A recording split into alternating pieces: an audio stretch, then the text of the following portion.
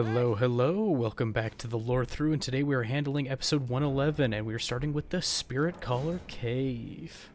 So let's get to it. And this is a very interesting cave, to say the least. It's very different. Spirit Callers? Do we know the name of Spirit Caller? Well, if we have a very good memory, we do. Spirit Caller was a title for a snail, a ghostly snake snail that we saw all the way back in Liurny of the Lakes. It summoned Crucible Knights to fight us. There's a trap hole in the ground. So if we remember that, that's a little premonition of things to come. Sure enough, here is the Spirit Caller, and it will continue to summon spirits until it is dealt with.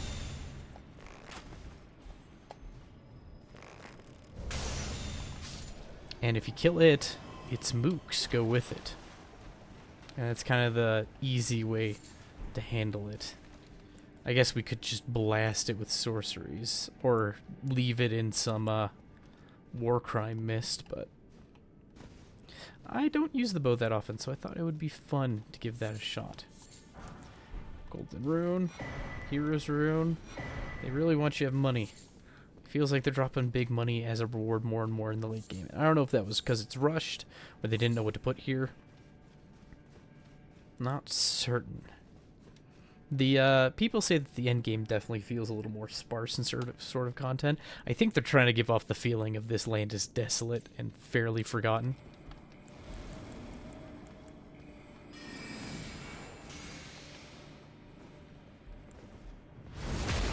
Oh, we have a disciple of Okina. Oh, but we used some more crimes on the snail, so he dies. Anyway, he was a samurai man.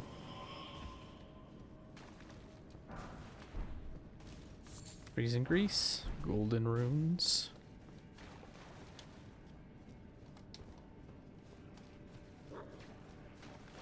Ignore a bunch of these ghostly apparitions.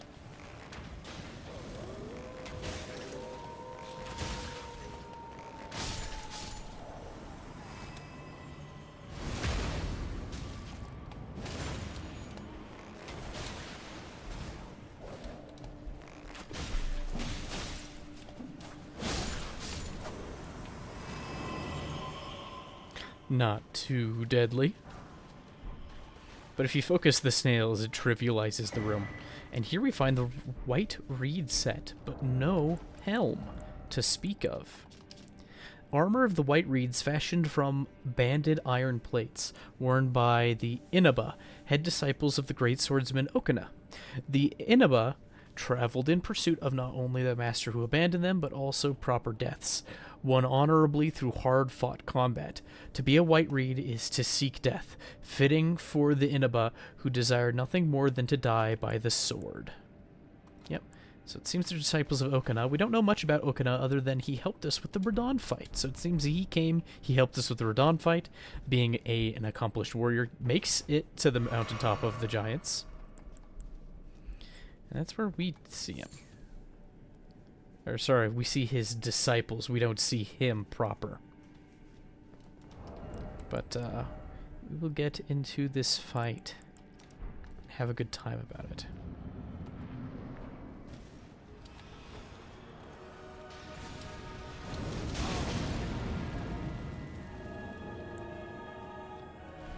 So I'm curious to know. Oh, I didn't want to do that. I guess it doesn't really matter too much. But these guys fall asleep for a long, long time. So I think we want to...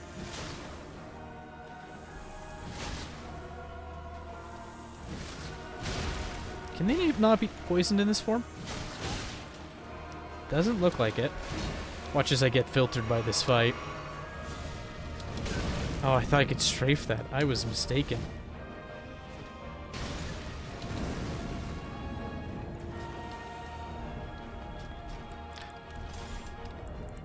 Well, if I can't do that...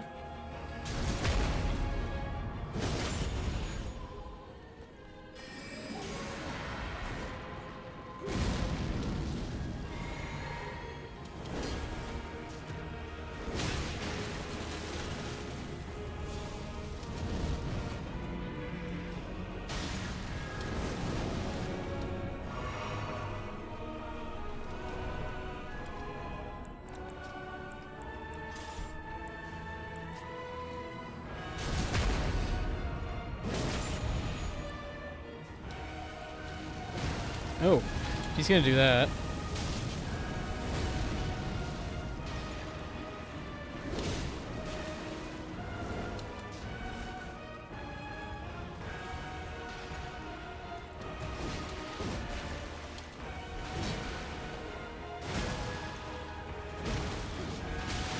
Whew.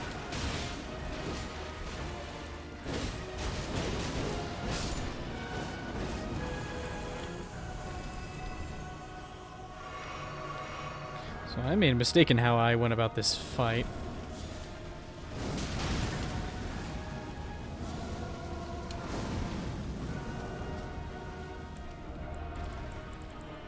Now if I do this just ahead of him, we should know if he can be poisoned, but I have a feeling he cannot be poisoned. Yeah, likely not. Okay.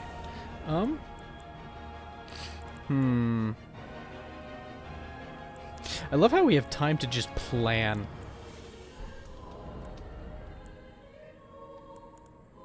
Yeah, that'll probably be our plan. I suppose. I'm like trying to decide during all of this with thematic music. Like so many options.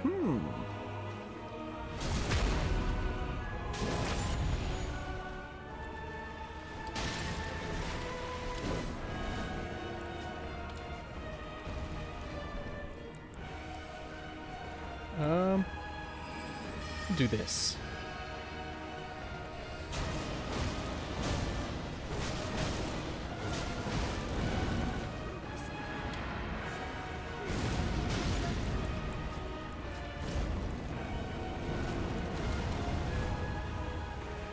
Oh, good.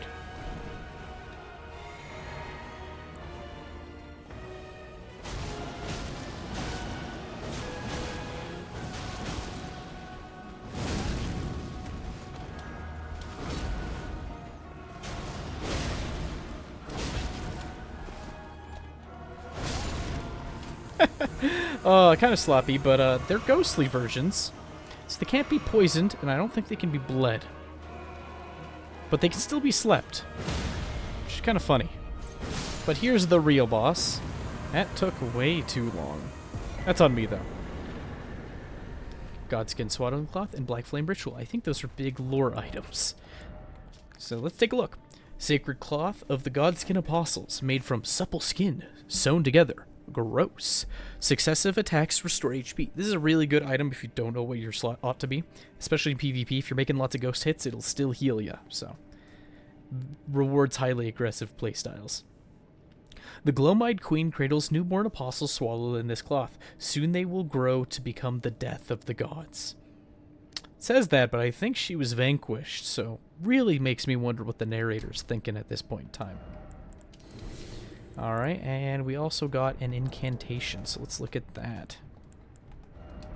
It was the Black Flame Ritual, the one that puts a flame ring around the Godskin Noble. Superior Black Flame Incantation of the Godskin Apostles. Summons a circle of black flame pillars around the caster. Charging increases the size of the circle. The Glowmide Queen led the apostles. It is said she was an Empyrean chosen by the Fingers. I don't know if we had that detail. So it seems interesting that Malekith defeated the Glowmide Queen, and then Queen Marika was able to seal away Destined Death and begin her Golden Order, becoming the god of the land.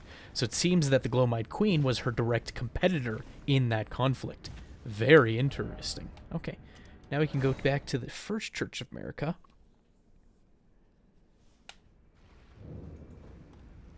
We can get on our horseback. I can put that nonsense away. My horrible inventory management here. Absolutely abysmal. Actually, I do want to try something. Seems a bit rude, seems a bit silly, but hopefully it's worthwhile and fun. Right?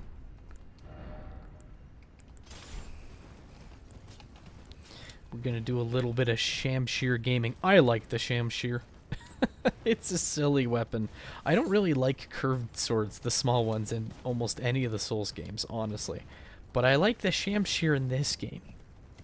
It's a little flowy, but it's not flowy in a way to make it worthless. There's like 2 other weapons that have flowy attacks that make it almost worthless. Oh, shucks.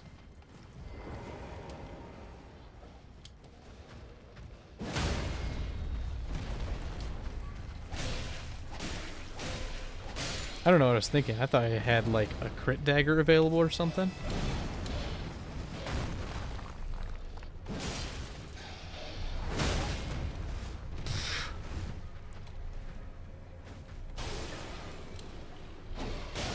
Oh, the cliff made me miss.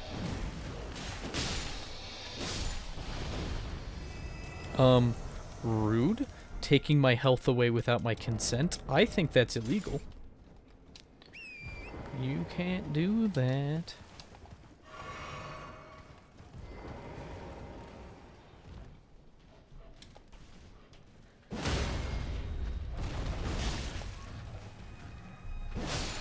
There we go.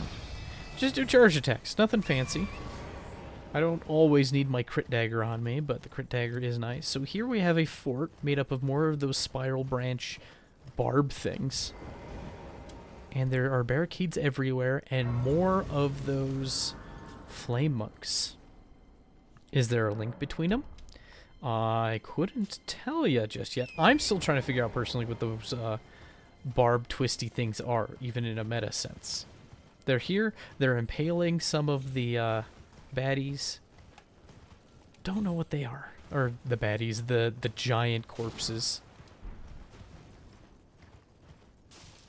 And we have a few more of these little wriggly worm boys, which personally I think are the initial stages of a falling star beast, but I don't have any evidence for that. They just have the weird eye motif, and they're made of rocks, and they seem to be animate, so. So creepy. No distinguishable designs either, but we have an Everjail here, and it is the Lord Contender's Everjail. So who is a contender for lordship with us? Definitely a good question. I have spells I need to use. I think I need to use Founding Green of Stars, so we'll start there. Need to show off what it does.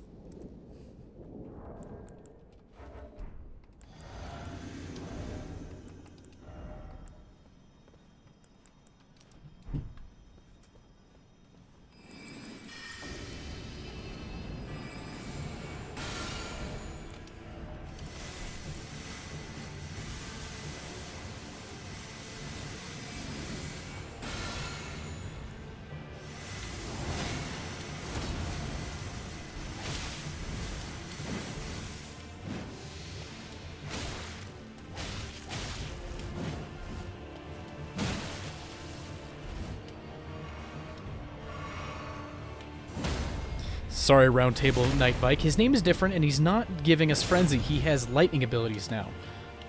Something odd has happened.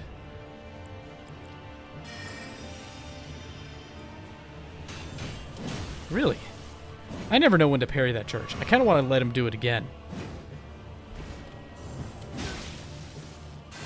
Oh, he's doing that ability.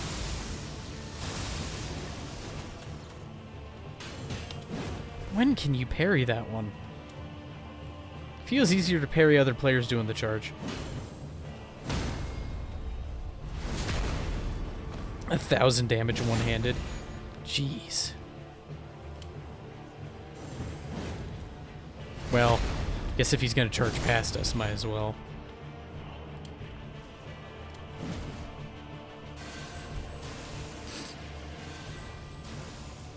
Fine, Bike.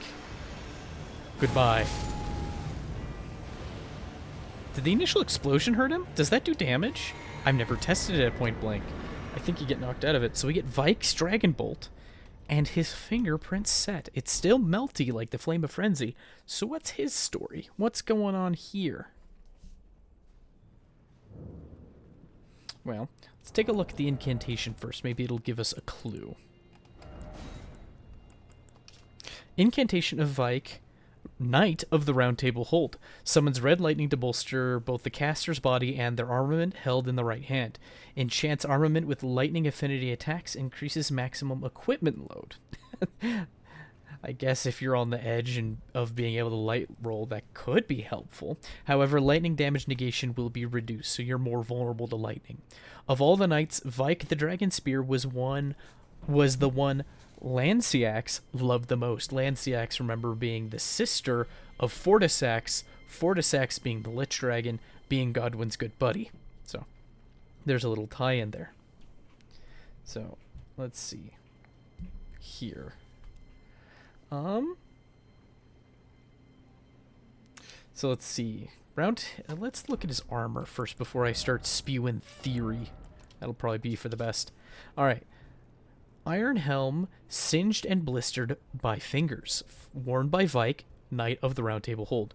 No other tarnished was closer to the throne of the Elden Lord than Vike. I assume besides us, but without announcement, Vike traveled far below the capital and was scorched by the flame of frenzy. Did he make his choice for his maiden, or did some other force lure him with suggestions? So we've already spoken to Shibiri, right? And he recommends we take on the flame of frenzy so that we might spare our maiden, though she seems to be not only willing, but a spirit, not a normal finger maiden. So it seems that Vike was also turned away by the Briars and was lured in by the possibility of using the Flame of Ruin to destroy those briars in front of the Erd Tree. But to do so, he seemed to have gone the path of Flame of Frenzy instead, right? Does anything else say something different? No, I think all of his armor says the same. Okay, so it seems that Roundtable Vike might have imprisoned himself, right, as penance for accepting the Frenzied Flame. All right, hear me out. So, let's see. I have a Bible verse for you. So in Matthew chapter 5, verse 29, it reads, "And if thy right eye offendeth thee, pluck it out and cast it from thee. For it is profitable for thee that one of thy members should perish, and not that thy whole body should be cast into hell." So we defeat Vike, and we gain his festering fingerprint eye, right? It's the fingerprint grape that we get from him. The second time we run into Vike, however, he is back to using his Dragon Cult incantations and Red Lightning, which is probably what he was initially known for, and his frenzy is gone. There seems to be a parallel between that and the parasitic river blindness and the madness caused by the flame of frenzy. Even the scabs and wounds caused by the parasitic river blindness that is associated with Shibiri, the Judaic demon of blindness, right? They seem to correlate with the burn wounds given by the three fingers. Shibiri is the name of the river demon in Hebrew mythology. I already talked about that, known for causing blindness. So it seems that Fingerprint Vike wanted to save his maiden, and so he took on the Flame of Frenzy in the hopes of saving her.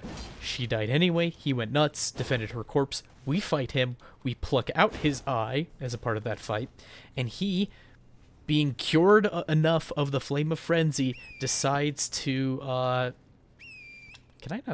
can't summon my horse here. He decides to sequester himself in this Everjail as penance. I think it was self-inflicted penance, personally. But it seems he took on the Flame of Frenzy to save his finger maiden who he adored. And when that was unsuccessful, he went absolutely bonkers. So he has a neat little story, and to be fair, he's on the cover art, so he should have a little bit of a fleshed out story as a treat.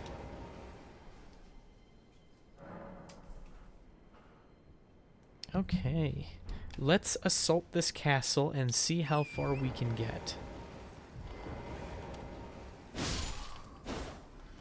So I guess if we have the drop on these fellows, we do all right.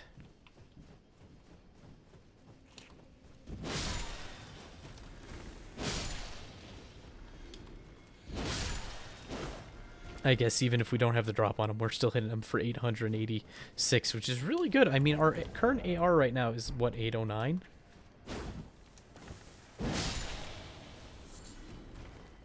More of these senseless briars all over the place. What are they for? What do they do? Oh, we can summon help here. Personally, I think we should summon Latenna.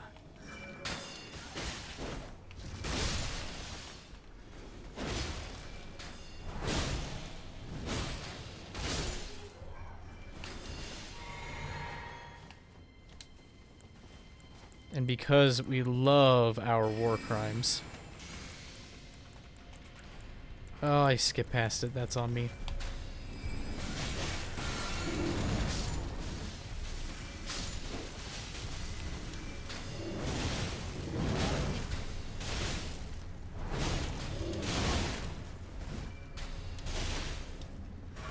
No, no, no, no, no, no.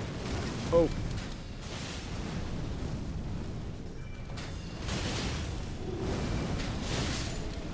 Whew.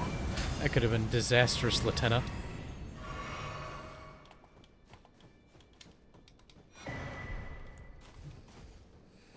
Time for more war crimes.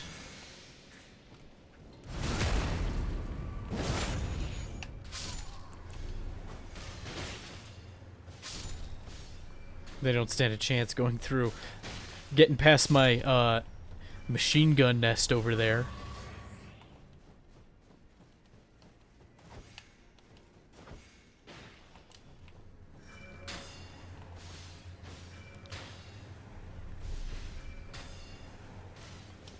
She does good chip damage from really far away.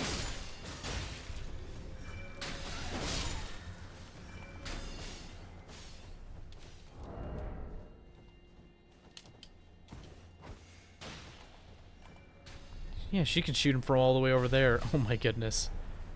That's kind of laughable.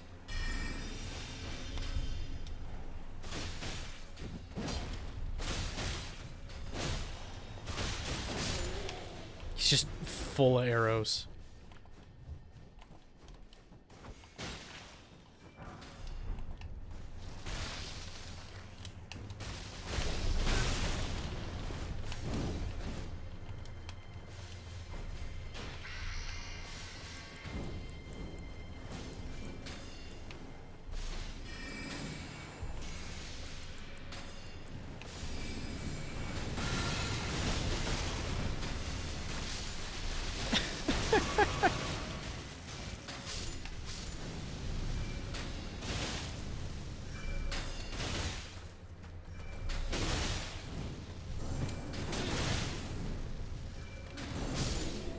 Can't parry that spell.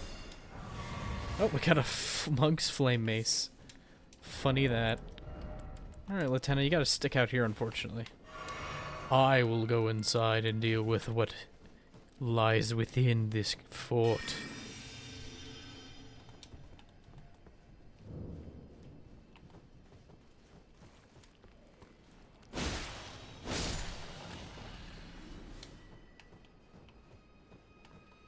Is the Lieutenant still trying to shoot stuff? Good on her. Good on her.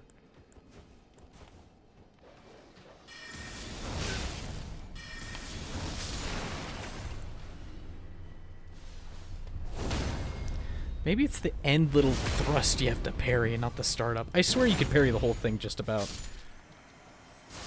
Maybe that's just with golden parry that gives you an area of effect. Do I have golden parry on a shield here? If I was smart, I would. I'm not that smart, so it looks like I have not done that. I digress.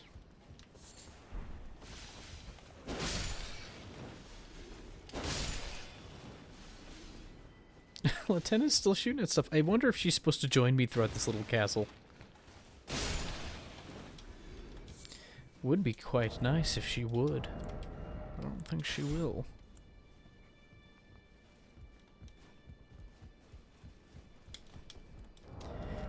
Kind of feel like wielding these bad boys. So what's our AR? 585?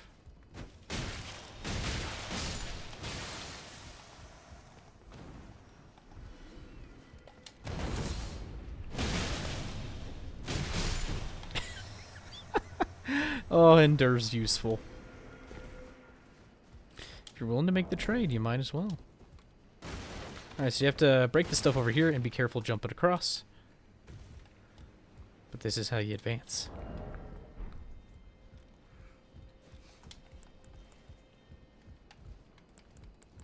I think I might do another Battle of War Crimes.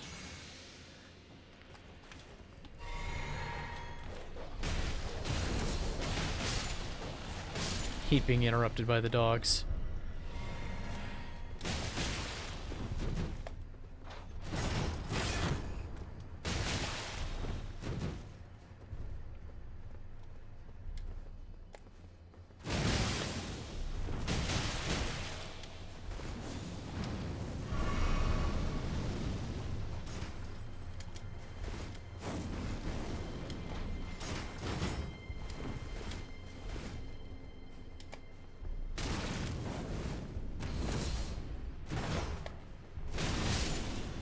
Chief Guardian Arganthy. We've read his name before. The first time we saw his name, thanks to our impressive memory, was the Flame of the Fell God. This legendary incantation was one of several that draws directly from the power of the Fire Giants. Releases a ball of raging fire said to be inhabited by a fell god. The fireball floats towards enemies and explodes, setting the area ablaze. Arganthy, the chief guardian of the flame, had kept this incantation a well-kept secret until it was stolen by Adan. The fell god still lurks within the fire giants. It's kind of interesting that the fell god stays within the fire giants, right? Interesting choice of words. We also got from him his shield. Tricksome shield made from white stone depicting a malformed one-eyed god.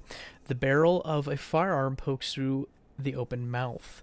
Once worshipped by the giants, this evil deity is believed to have been slain by Queen Marika. So we were told it's been slain by Queen Marika, and there we were told it was believed to have been slain by Queen Marika.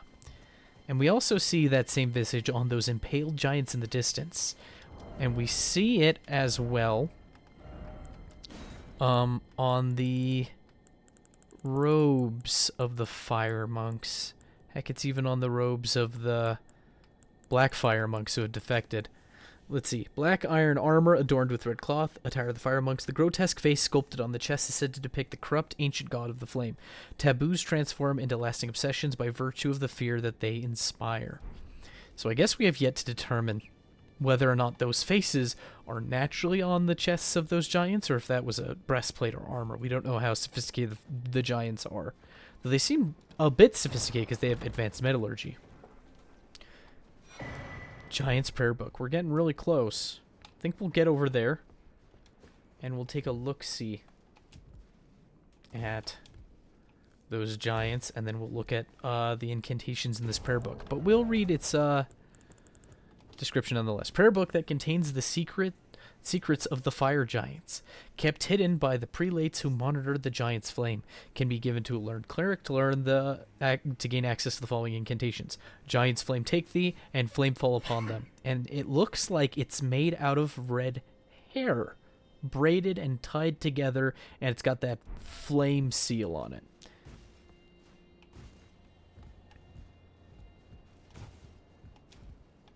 Okay, how do we get up here? I think we get on this body. Yeah. This is the safe way down. Latenna's still hanging about. Kind of funny.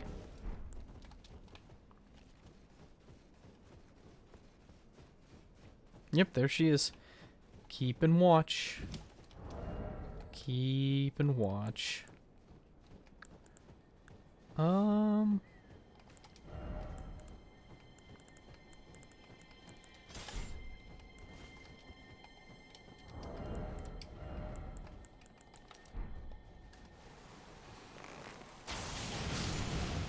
Maybe a little overkill. And there we get the Prelate's Charge. So the one that we found on the Crozier initially, we could now throw it on with an infusion of our choice so long as it, the only elemental it has is fire. Either Faith Fire or Strength Fire or any physical infusion.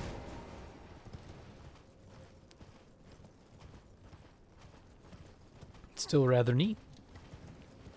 Now we can cross this ominous chain. And here we find a site of grace, a map, Mountaintops of the Giants East. We're going to look at that because sometimes maps have lore.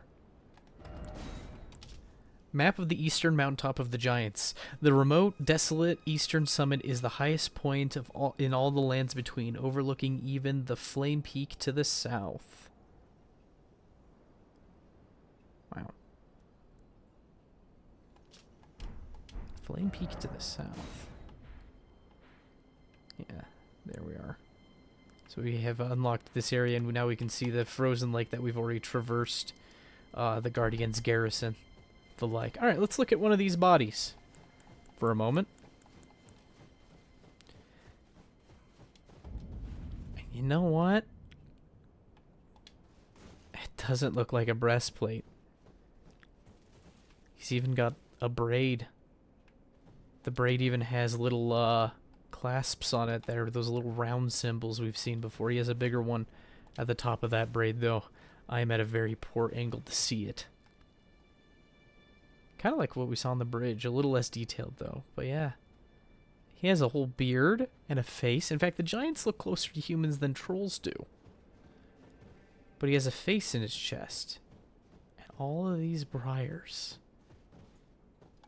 It seems unlikely, if this happened as early as we think it did, this event, that Deathblight was much of a thing in the world.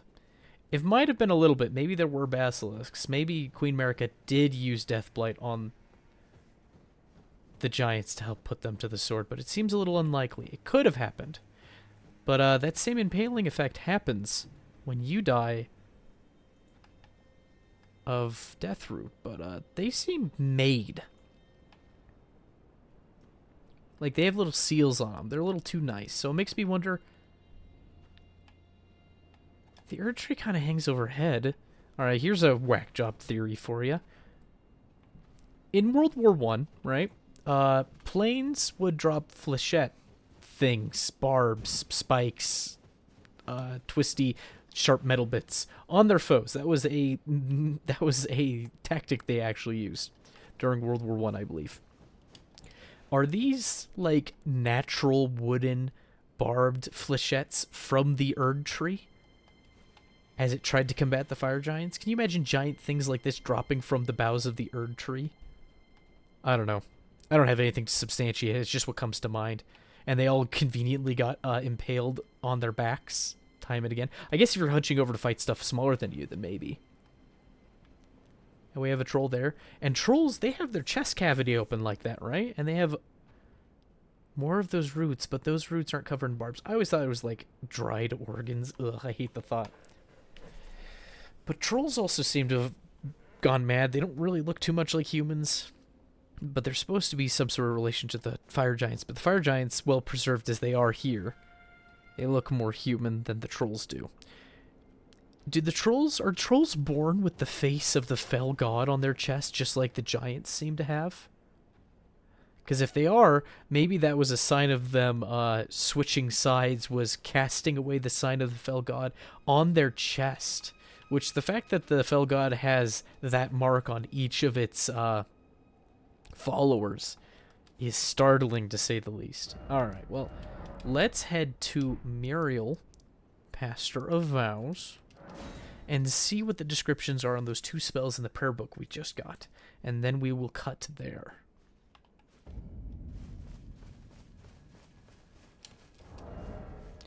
As I wear this ridiculous attire.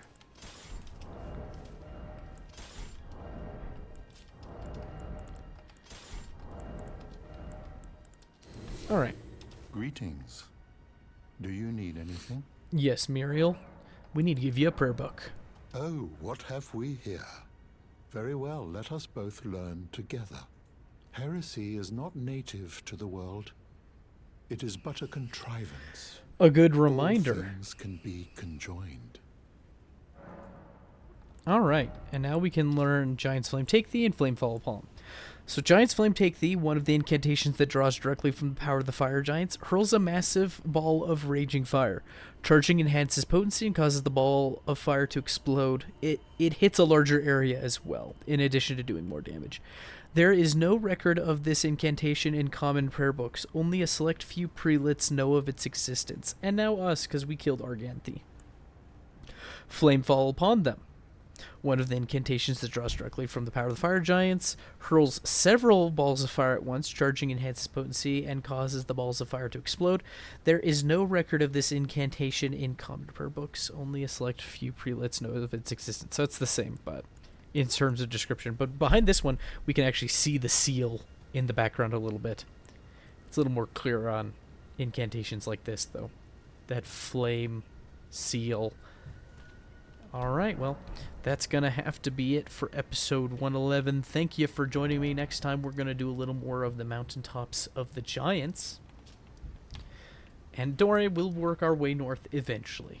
But next time, this peak will be our goal. We're getting closer and closer to the end. I can taste it. Anyway, thank you for joining me. I hope you have a good day. Join us next time for episode 112, and bye-bye.